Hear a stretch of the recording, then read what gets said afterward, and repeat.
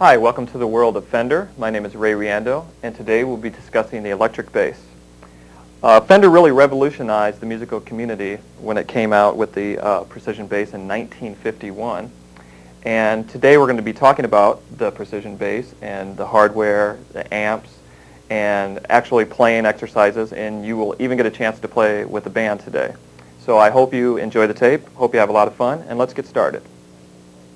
I'd like to take a moment to describe the parts of the electric bass, starting with this area here, is what's referred to as the headstock. And on the headstock, we have the tuning pegs, the actual tuners. And getting to the neck area, we have the plastic, which is the nut. This is the actual neck. And inlaid in the neck, the metal pieces are what's referred to as the frets. And where you'll actually play on the neck is just behind the frets, the fretted. So like first fret, you're going to be actually playing in this area. Moving up on the neck, we have the body of the bass, and we have the pickups of the bass, which just pick up the vibrations of the strings when you attack them. That's what gives you your sound. We have what's called the bridge, and we have two controls on the bass. We have a volume control and a tone control, and I'll give you an example of the volume.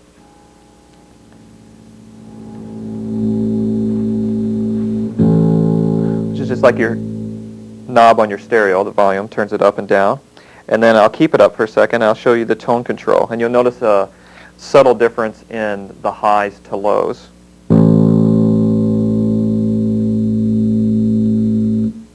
See, it got a lot lower there. And it'll go back to the higher end. And you also have two pegs, which are the strap holders, which hold the strap, which you can see that just fastens on. One is here on this part of the body, and the other one is on the back end of the bass. Now I'd like to take some time to describe the amp to you. Now Fender makes a wide variety of amps, different speaker configurations and different things that you can, different features and such. This particular amp that I'm playing through today, I'll describe the features of this amp.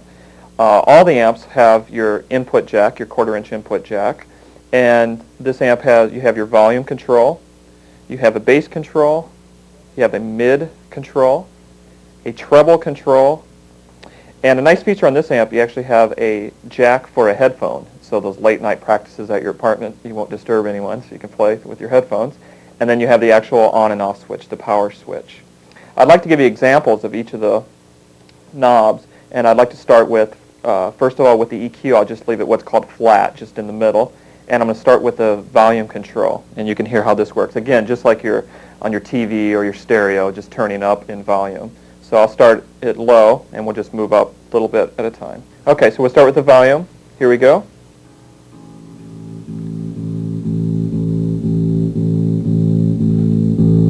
And back down.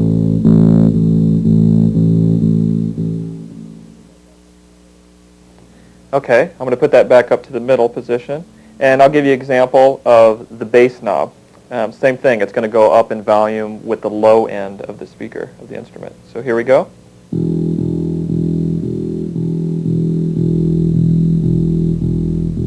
Back down. Okay, and we'll put that back to the middle. And we'll give you an example of the mids. And this is a little bit of the bass control and the treble mixed. So here we go.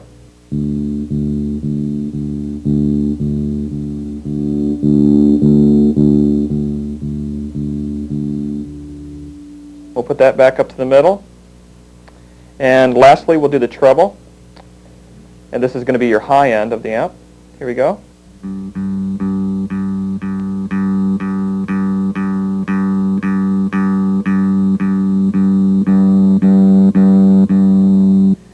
And those are your controls. Okay, I'd like to show you some examples of how the tuning process works. First, you need to know the names of the strings. The lowest string, the closest to you, is the low E string, the E string. The next string over would be the A string. The adjacent string is the D string. And the highest string, or farthest away from you, would be the G string. Okay. For purposes of tuning also, one thing that works really good, you can use an open string, so going back to the E, but sometimes, just because of the low frequencies and the nature of the string, sometimes it's hard to register on the actual tuner. What works really good is using a harmonic. How you do a harmonic is, we will do a 12th fret harmonic on the E string. And how you do that is you're just going to touch the string over the actual fret, over the metal, the 12th fret, so where the double dots are, and you're just going to touch it and not press down to the neck. And then you're going to pluck with your right hand, and that would be a harmonic, which gives you the same note but higher in pitch that really registers very well on the tuner. Let's start with the tuning. Let's start with the low E, so I'll go ahead and hit that. And as you can see on the tuner, it's right where we want it to be to show that it's in tune. The green light comes on and it stays right there, meaning it's not sharp or not flat, meaning it's in tune. So there's the E. The nice thing about this tuner that I wanted to say too is it picks up whatever string that you're playing. You don't have to change it for each particular string. So let's go ahead to the next string over, which will be the A string. And we'll go ahead and pluck that, the harmonic. And again, the green light comes on right in the middle, showing that the A is in tune. Do the next string, which is D. Again, we have the green arrow, meaning in tune. And we'll do the last string, G. And again, we have the green arrow. Let me show you an example of what it looks like if the string is out of tune a little bit. So I'm going to go ahead and detune this. And I'm going to hit the G. And as you can see, it's lighting up red on the left side of the arrow, meaning the string needs to come up. So I'm going to go ahead and turn the tuning peg up in pitch till I get the green arrow, which I got, meaning it's in tune. And let me show you the flip side of that. I'm going to go ahead and tune it a little sharp or up. And as you can see, it registered on the right side, meaning that you need to come down in pitch with the tuner. So I bring it down till I get the green light. And you're in tune. Okay, now that I'm in tune, you can tune to me, and I'll give you the pitches, starting with the low E.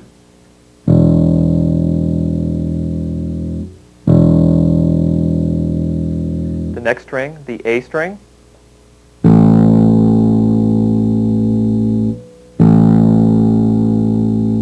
The next string, the D string.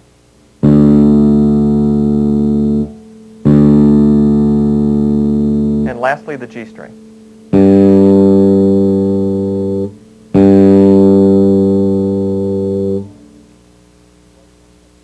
I'd like to talk about the right hand technique, and I will also discuss the actual notes on the neck. Okay, starting with the right hand technique, it's very important to be comfortable and just kind of rest your arm across the body of the bass. And what's real important is to have just kind of a foundation spot for your thumb that you always, kind of home spot that you always go to, that you play, that you'll get very comfortable with the distances of each of the strings from where your thumb is. A very common place for this is the pickup, the actual pickup, where I'm resting right now. As far as playing the string, we'll just start with the index finger. And what you want to do to get the tone is you just want to hit the string and play across the string enough to get the string to vibrate, so the pickups can pick up the vibration that gives you your sound. And as you can see, I'm not really hitting it too hard or too soft. You just kind of get a medium feel across the string. And go ahead and practice that across all four strings on the A string there. And another thing, if you notice, when I play the higher strings, after I pluck the string, the following string lower, I let my finger rest on, and it deadens that string so there's no overtones or any unwanted sounds. We'll go ahead and do the D string and the G string.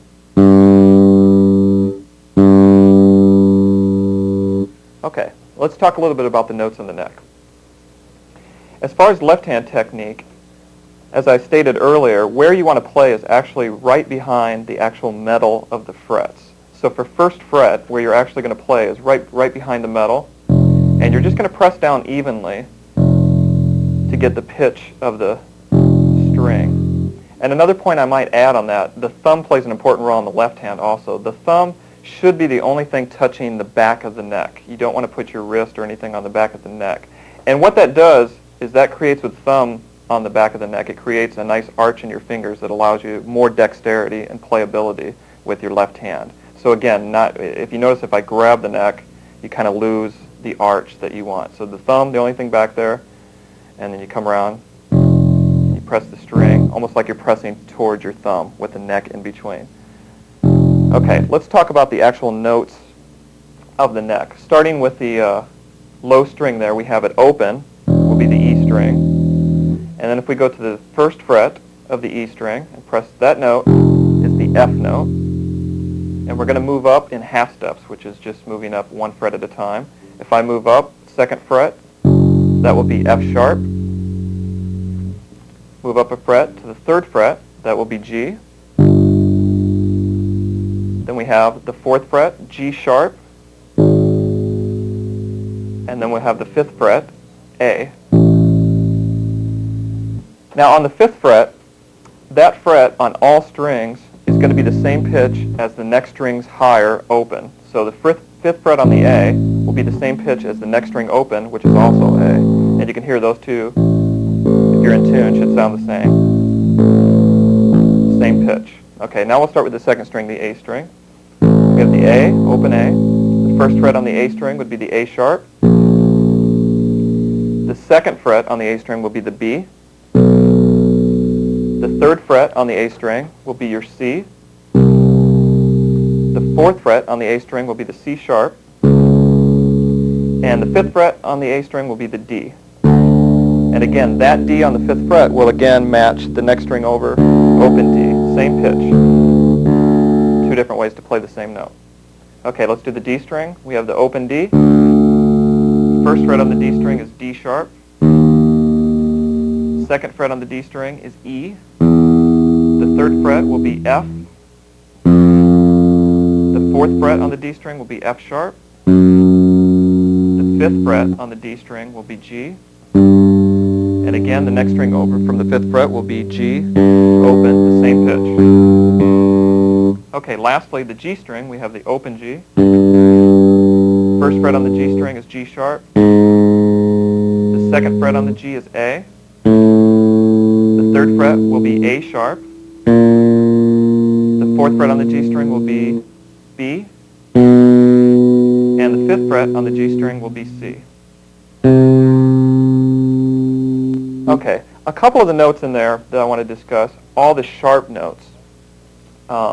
What you have is the letters used in music are just the alphabet A through G. So you have A, B, C, D, E, F, G, and the whole process starts over in a cycle like that. Those are called natural notes, and all that it refers to is it's a note that is not sharped or not flat. So it's just like if you have an E is an E, an F is an F. Okay. The other things I want to address is the sharp note that we were talking about. The definition of a sharp is if you take a natural note and move it up one half step, the very next fret, you get that note sharp. For instance, the first fret on the E string is an F. If we move that up a half step, we get F sharp. And that's the definition of the sharp. So it's an F, move it up a half step, that would be an F sharp. Okay. There's also what's called a flat, which is just the very opposite, is a natural note lowered one half step. So if we go up to G, the third fret on the E string, and we take that note down a half step in pitch, we get a G flat. So G to G flat. That particular note that can be both a sharp and a flat is called an enharmonic note. And don't let it get too confusing. It's just actually the same note. An F sharp is played here because of the F sharp, and also a G flat. It's the same note. So let me just go through one more time, and I'll tell you both of the notes, the sharps and flats, too, quickly. So we have the open E, natural note, first fret on the E, F, natural. Then we have the second fret, which could be an F sharp or a G flat. Then we have a G, G sharp or A flat. and then A natural. On the A string, we have the A natural open, first fret A sharp or B flat, second fret B natural. Now when we get to B, there's not going to be a B sharp because B and C, the two natural notes, this is one place that it occurs where the two natural notes are next to each other. So from the B, we go right up to C. And then on the fourth fret on the A string, we have C sharp, D flat. The fifth fret, we have D, which is the same as the open D. Okay, first fret on the D string is D sharp or E flat. Second fret is E natural. And this is the only other place where the natural notes are close to each other, a half step apart, is the E to the F. So there is no E sharp. Then the fourth fret is F sharp, G flat. Fifth fret is G, which leads us to the last string, open G. Then we have first fret on the G, G sharp, A flat. Second fret is A natural. Third fret is A sharp, B flat. And then the fourth fret is B natural. And then that B to C, the half step, so fifth fret is C natural. And that's your notes on the neck. Okay, I'd like to talk about a little bit about position, hand position, and I'd like to address what is called half position, which borrows from upright stand-up bass. And what this entails is just the actual fingers that you use on the neck. And the position itself is simply this. Playing the first fret, and we'll go with the E string, with your first finger. And we'll go ahead and play the second fret with your second finger. And the third fret, we're going to play with the fourth finger. Now at first, the fourth finger is going to be a little weak. Your fingers are probably going to be, the index finger is going to be the strongest, and they're going to get weak as they go. But when you press for the fourth finger, you can actually use the third finger to help press down that string, which really helps a lot. And what we're going to do is we're just going to take that and go across each of the strings. First finger, second finger to fourth finger. So let's start that. Let's go first finger, E string, second finger to fourth finger. Same thing on the A string. First finger, second finger to fourth finger. D string, second finger, fourth finger. G string, first finger, second finger, fourth finger. And those notes will entail what is called half position. A really good exercise to do at this point too would be to simply play that and ascend it across all strings where you're going up and just try to play real evenly and cleanly. And when you get to the G string here on the top, just to go ahead and descend that line, so take it back down. And this will help in dexterity.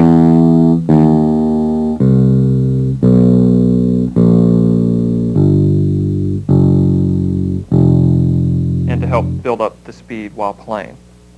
I'd like to discuss the first position, which is simply taking the half position and moving it up a half step, so taking the same pattern. And this entails playing the second fret with the first finger, the second finger, the third fret, and with the fourth fret we'll play the fourth finger. And you use the same fingering across the neck, across each string. Second finger, third fret, fourth fret, fourth finger, and so on across all strings.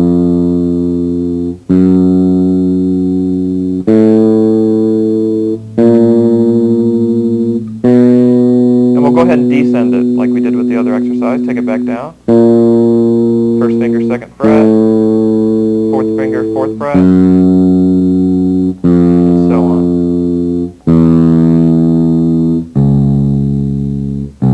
Across all strings.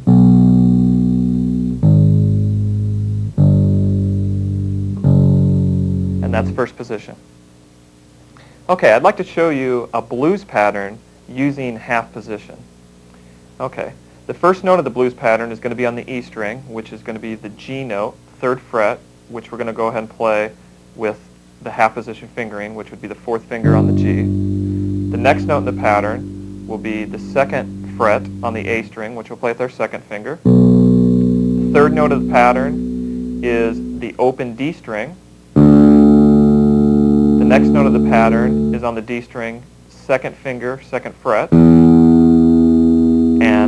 the last note of the lick is going to be the third fret with the fourth finger. That'd be the F note. Okay, I'm going to go ahead and play those notes slow, and I'm going to go ahead and ascend it, take it up, and descend it, take it back down. So here's the notes real slow with the fingering.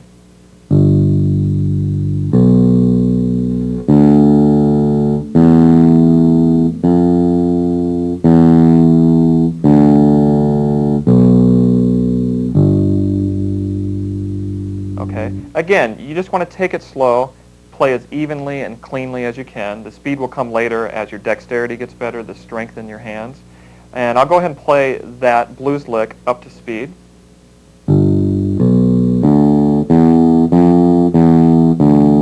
Again.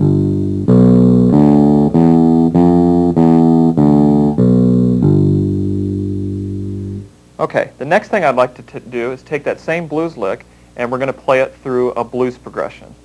And what we're going to do is we're going to play the lick we learned in G, and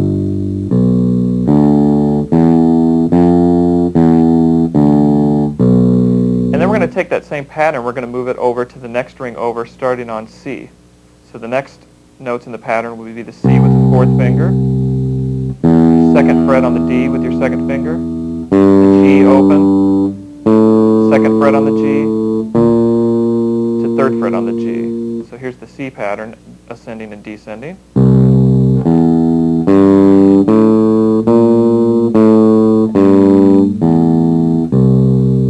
The third chord of the progression, playing over the D, was going to be these four notes. The open D, then the fourth fret on the D string with your fourth finger, the second fret on the G with your first finger, and the fourth fret with your fourth finger on the G string. So those four notes. Okay, next I'd like to put it all together and we'll show you the progression. Okay, here we go. Starting with the G.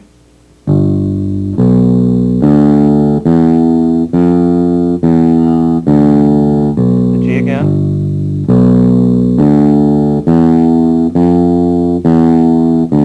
We're going to go to the C.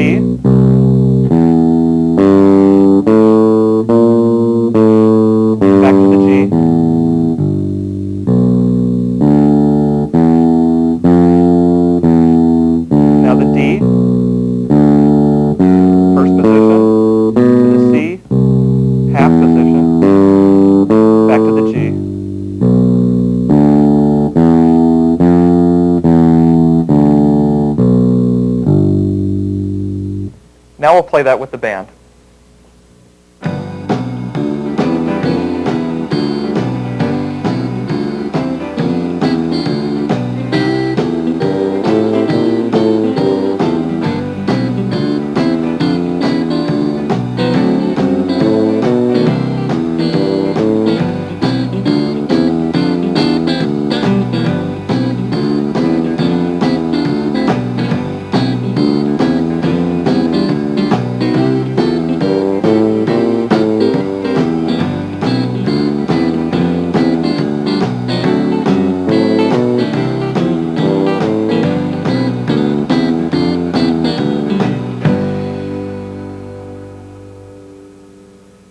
Next, I'd like to discuss a little bit about note values. And that is actually in your booklet, the examples that I'm going to show you. And I want to talk about the timing. Time is real important with the bass for every musician, especially the bass, locking in with the drummer, interacting with other musicians. As far as note values, I'd like to start out with talking about 4/4, which most of your popular music is in 4/4, meaning you're going to have 4 beats. There's usually 4 beats per measure, so 4 clicks, like 1, 2, 3, 4, and those are actually called quarter notes. It takes 4 quarter notes to equal 1 measure, so you have 4 beats per measure. So you have the 1, 2, 3, 4. Those are the quarter notes. And that whole process, when you combine measures, just repeats itself. The 1, 2, 3, 4, 1, 2, 3, 4, and that's how you count quarter notes. Okay, let me go ahead and play quarter notes, and I'll go ahead and click with it so you can hear what they sound like. And what you want to do is just kind of match the pulse or the beat or the click. Okay, so we'll go Here's the quarter notes with the notes. 1, 2, 3, 4. 1, 2, 3, 4. Those would be quarter notes, so you're just matching the beat. The next note duration that I'd like to talk about is a whole note. And a whole note equals, 4 quarter notes equals a whole note. So that you're going to attack the first beat and let it ring for the next 3 beats. So it still fills up the measure, but you only attack the first note. So I'll count in 4 quarter notes, and then I'll actually play the whole note with the E string. So we have 1, 2, 3, 4, 1, 2, 3, 4, 1, 2, 3, 4. So as you can see, you just let the note ring for the duration of the measure for the whole note, to equal the 4 quarter notes. The next note I want to talk about is the half note, which is just half of the whole note. So that entails 2 quarter notes equal a half note. So you're going to play on beat 1 and beat 3 in this example and let it ring for 2 and for 4. So I'll count you in again with the quarter notes for 4, and then I'll show the example of 2 measures of half notes. 1, 2, 3, 4. 1, 2, 3, 4. 1, 2, 3, 4. Okay, the last thing I want to talk about is the eighth notes. Okay, the eighth note equals, you get 2 beats per quarter note. Okay, so you have your quarter note pulse, the 1, 2, 3, 4, and we're going to fill that space with 2 notes. Most commonly that's counted with and, so you're going to have 1 and 2 and 3 and 4 and. Okay, so here's an example of the eighth notes, and I'll count in for 1 measure. 1 and 2 and 3 and 4 and 1 and 2 and 3 and 4 and 1 and 2 and 3 and 4 and. Okay, it's a good idea to work on those with a click, with a drum machine, or if you don't have any of those items, just again play as evenly as you can. The next thing I'd like to show you is an actual bass line using the eighth notes. The notes you'll be using are the E, the B on the A string, the G on the E string, the C on the A string. The next 4 bars are the E again,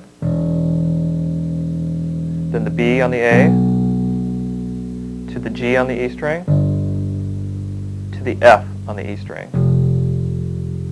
Okay, and we're going to play all those notes with the eighth notes again, counting. The count's going to be 1 and 2 and 3 and 4 and for each measure and for each note. So I'll count it in with 1 measure, and then I'll start playing.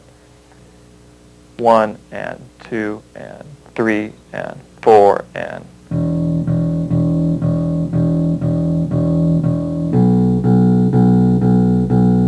To the G. C, back to the E, the B, to the G, to the F.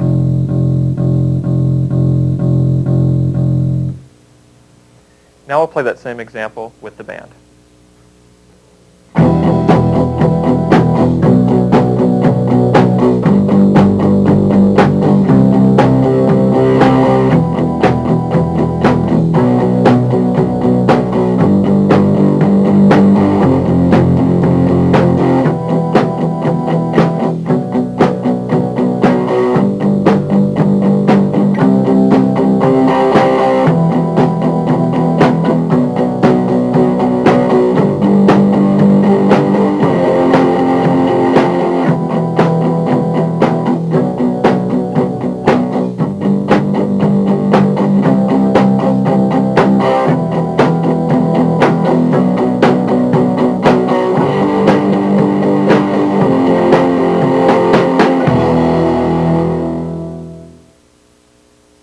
Another common technique used by bass players is using a pick. to pluck the strings instead of your fingers. And what that does is actually gives you a different type of sound. It gives you more of a, less of a subtle sound, more of a defined sound. A lot of rock players use a pick to get that real defined, bite, cutting edge sound. The way you hold a pick is just between your thumb and your index finger. And as far as plucking the actual strings, we're just going to do all downstroke. So just like when we played with our fingers when we went across the string pulling up, we're just going to take the pick and let it go across the string going down. And again, with the pick, you just want to work on getting a clean, even sound. And for the example of the pick, we'll go ahead and we'll do the eighth note exercise that we just did, and I'll go ahead and play that using a pick. So I'll count in the eighth notes, and then I'll play the example for you. So we have 1 and 2 and 3 and 4 and...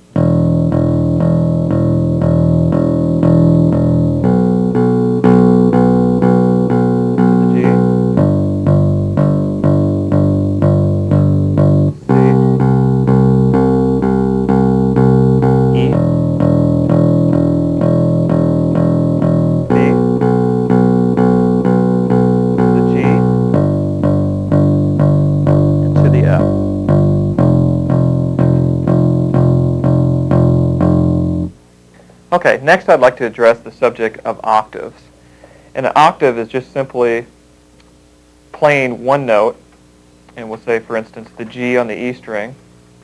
And that sounds the same as the open G with that string, except it's a pitch higher. You can hear that those two notes sound the same, but there's a higher pitch and a lower pitch. Both the same notes, G to G.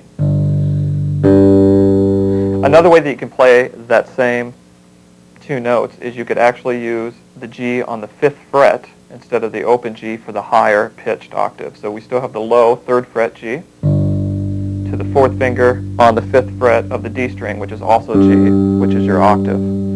So again, G to G, that would be an octave. And that occurs in more places on the neck, all over the neck. You could start with the F. We could do its octave.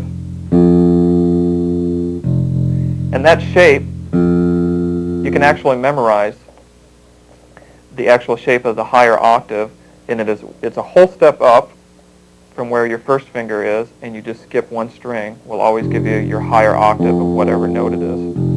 So there would be the F. I'll go ahead and move that up to G again. And there's its octave, G. Go ahead and move up to A, to its octave, and we'll do a couple on the A string. We could do the 3rd fret on the A string, which is C, and its octave, C on the G string. We'll move up a whole step to D.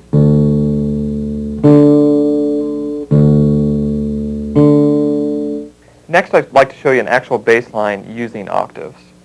The notes on this bass line is going to be the 5th fret on the A string, which is D, and its octave, 7th fret on the G string. Then we're going to go down on the A string to the 2nd fret, to its octave on the G string, up a half step to C, 3rd fret, its octave, then up a half step to the 4th fret, to its octave. So we put that together.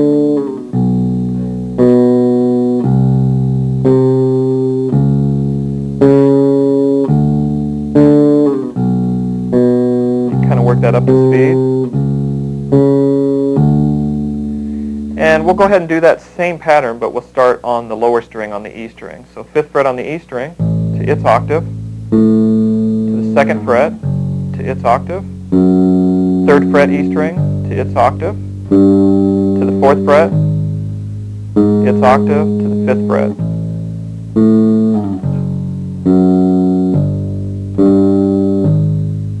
Up to speed.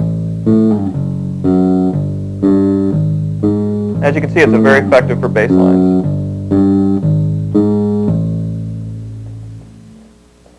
Next, I'd like to talk about playing with a drummer.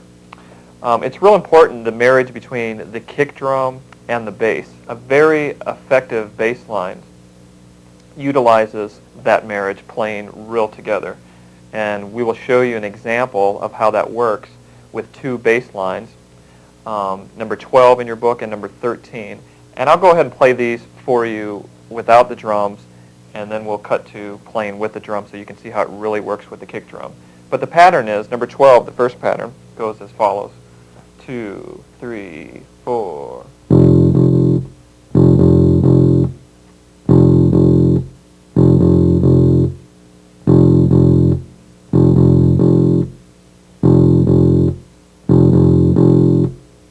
And the next pattern uses the open E, and that pattern is as such.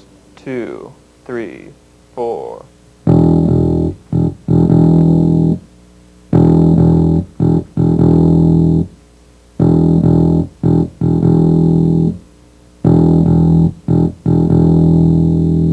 Okay, now let's try those with the drummer.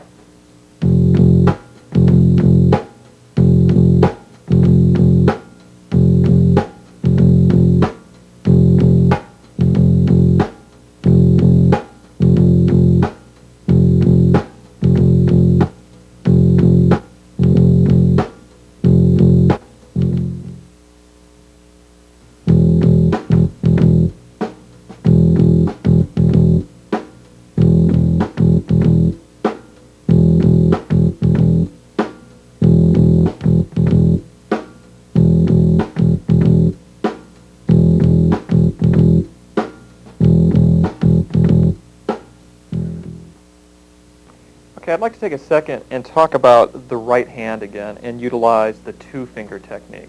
Now, we discussed the first finger technique with the index finger, and what we're going to do is just go ahead and add the second finger. And you're just going to alternate fingers, playing with the second finger the same way you did with the first, just across the string.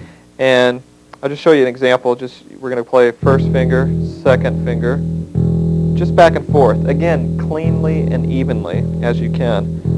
A really good exercise is just to take that pattern and just move it to the next string over. And just work on the alternating. We'll go to the D string. And you can start with either finger. The starting point doesn't matter. And the G string. Maybe back down. And you can really build that up.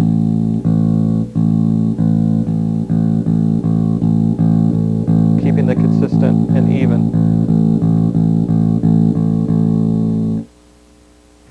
Next is an example using the two-finger technique, plucking technique, with an actual scale, the pentatonic scale.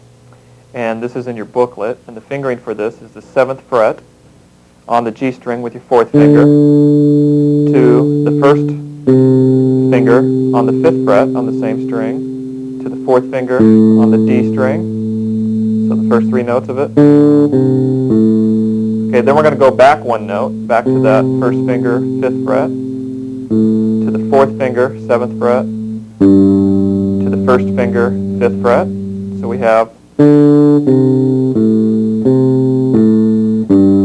and we keep that same sequence as you'll see in the book across all the strings. And then the last 2. Okay, I'll play this all together for you.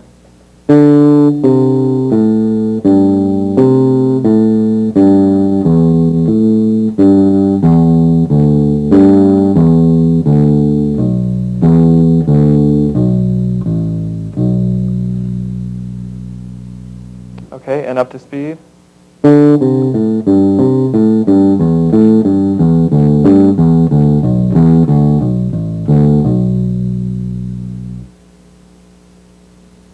I'd like to explain the shuffle feel.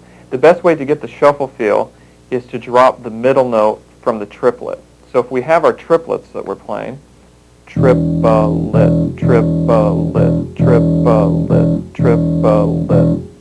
Okay, and that's the feel of the shuffle sound. Next, I'd like to show you an example of a groove using the shuffle feel. The notes being used will be the open E, to the G sharp, the 4th fret on the E string, to the B with your 1st finger, the 2nd fret on the A string, and the C sharp, the 4th fret using your 4th finger on the A string. So those are the notes, and with the shuffle feel, we get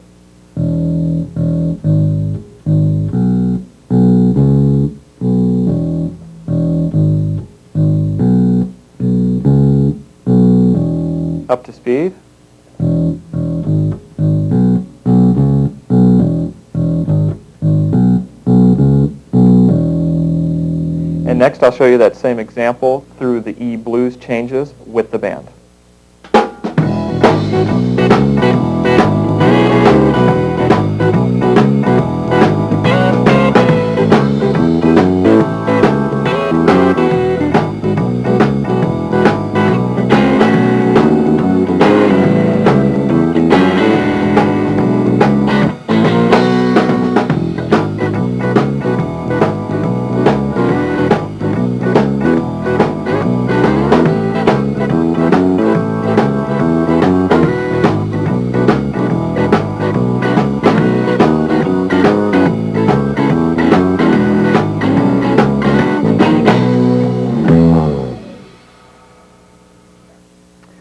I'd like to discuss the general maintenance and care of your bass.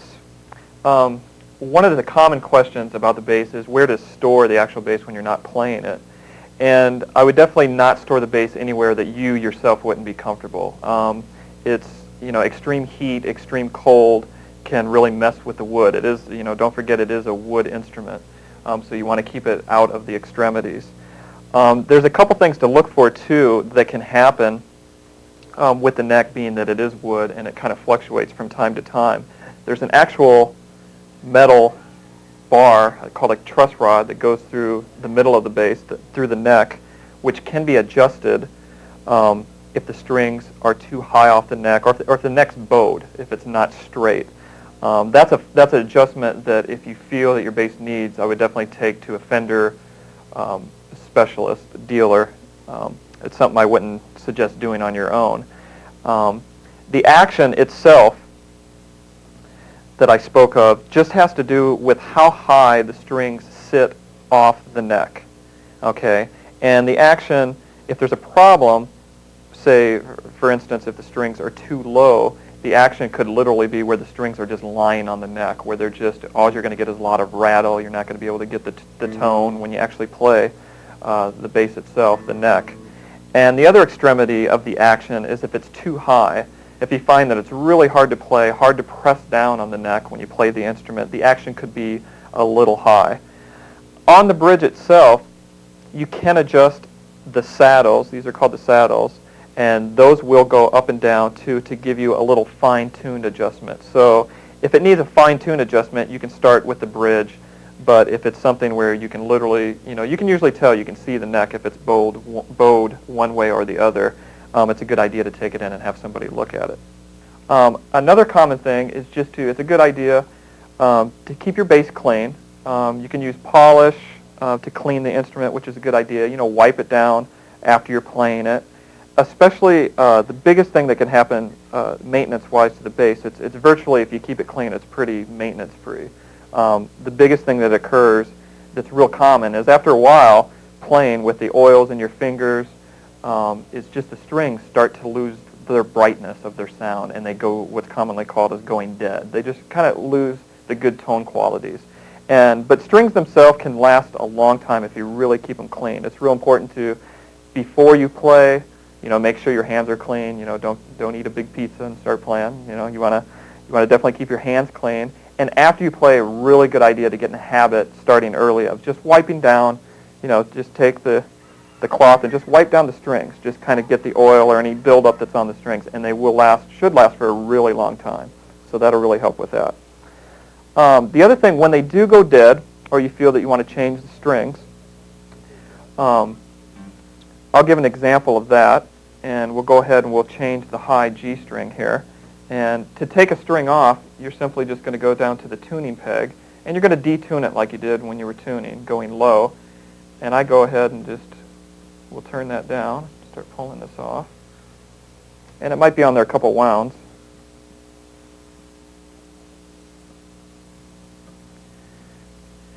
So another thing that people do too is you can literally just cut the string in half to take it off, which when you unwind this a couple turns, it's really easy to pop the rest of the string off on that half. And on this half, it's easier to pull. You got obviously less of the string to pull through the bridge piece to take the actual string off. I would recommend keeping the string intact, and I usually just hang on to the last set of strings that I had on the instrument and keep them in my case, just in case if you do break a string or something happens where you need to replace a string, you have your last set on hand. So after we take it off the post, we'll go ahead and string it through the bridge. And I kind of just hold it up because you don't want to scratch the actual body. It's a good idea to hold it away from the instrument. Just pull this through.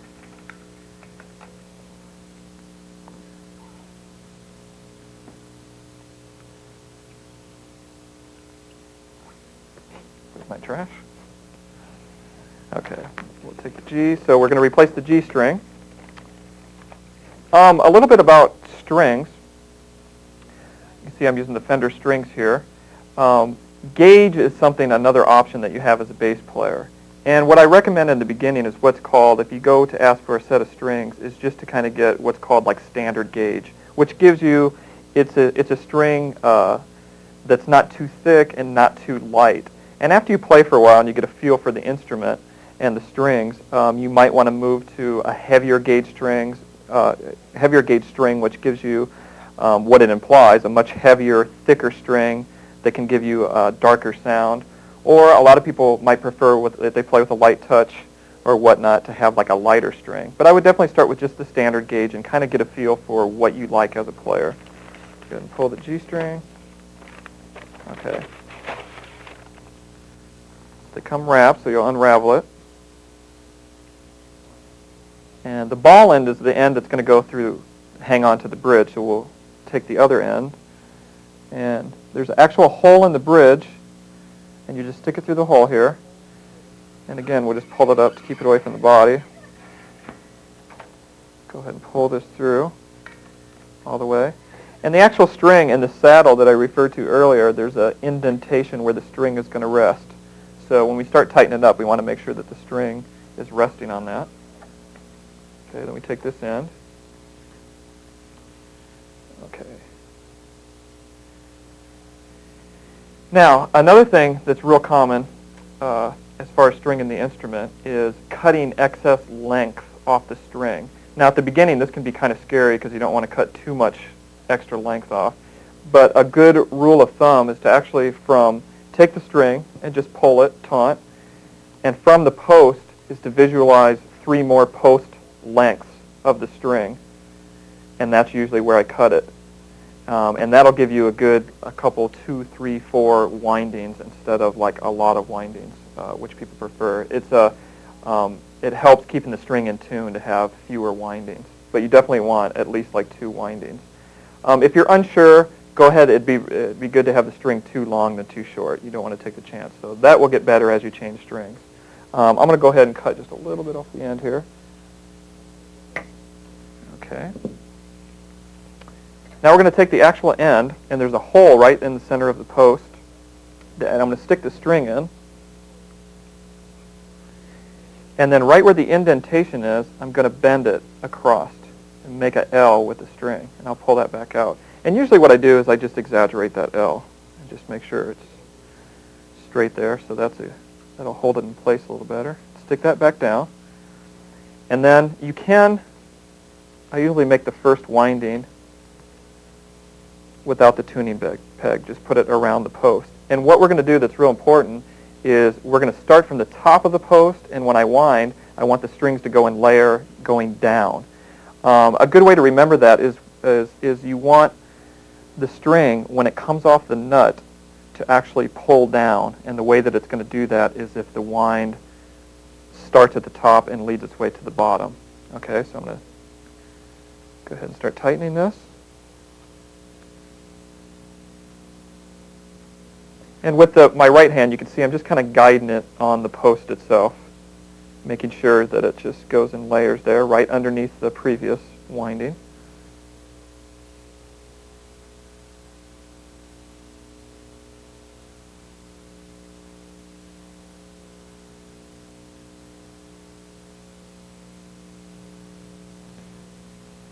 Okay. Now you'll notice too, another thing I'll point out is on the D and G strings, on the higher string, there's another little post that helps guide, again, off the nut. We want the strings going down to hold them onto the neck really good. And you make sure that that's going to pull under the post.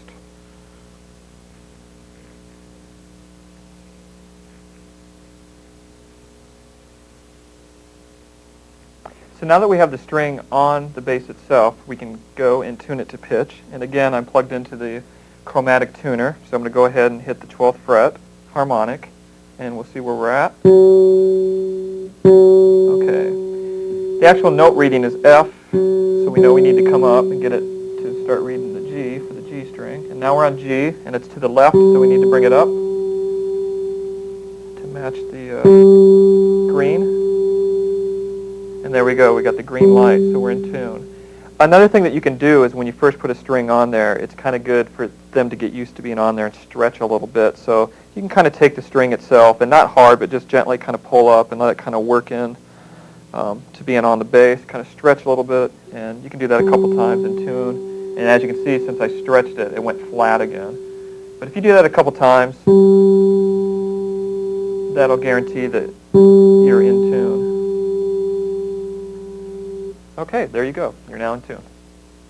Okay, we just changed one of the strings, and something I'd like to address is when changing all the strings, it's very important to just do them one at a time, not to take all the strings off and at one time, is to take one off, one on. And the reason for that is we want to maintain the tension that's on the neck throughout the process of changing the strings. By taking them all off, you can change the tension, and we don't want to do that. We want to keep it the same. So that's a tip that you want to do all the time when you're changing strings.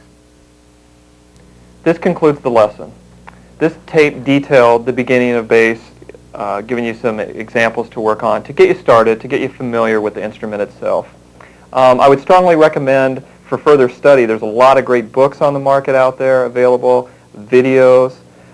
Interacting with other people is real important. It's important to have fun with your playing, get together and jam with other people in your neighborhood, bands, guitarists, different things like that. I would also recommend getting with a teacher in your area and keep continuing with the lessons, which is really important.